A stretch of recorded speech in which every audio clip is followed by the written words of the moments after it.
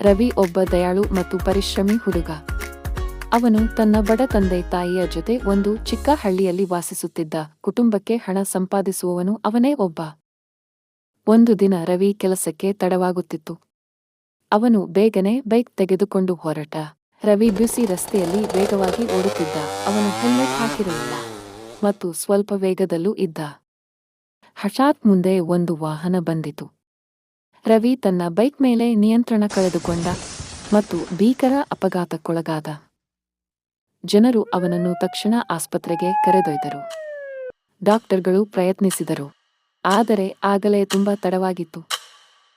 ಮನೆಯಲ್ಲಿ ಅವನ ತಾಯಿ ಅವನನ್ನು ಕಾಯುತ್ತಿದ್ದಳು.